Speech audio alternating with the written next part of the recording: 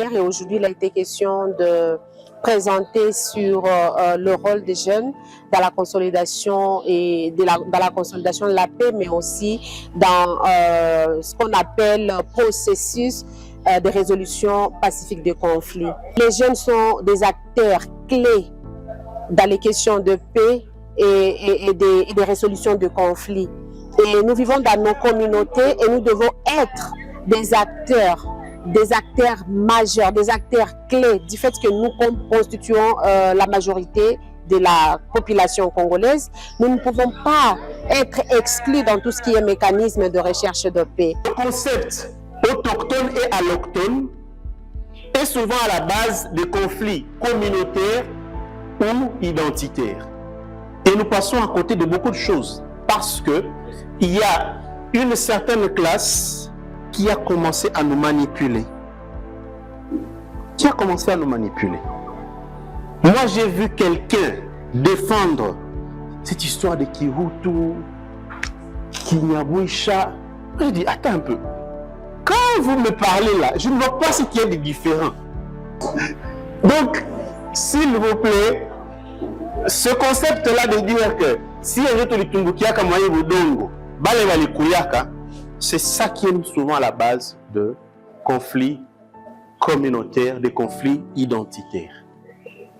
Je tiens à remercier le club RFI pour la formation organisée en faveur des jeunes.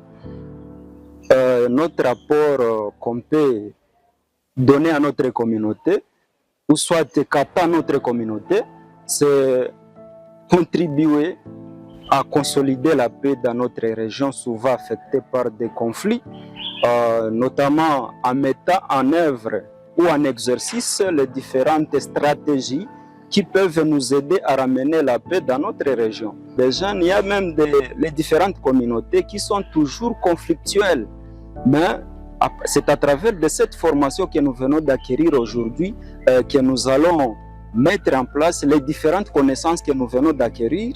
Nous allons les mettre en exercice pourvu qu'on soit même, excusez le terme, d'être catalyseur de la paix, parce que quand on est leader, on est un bâtisseur de la paix.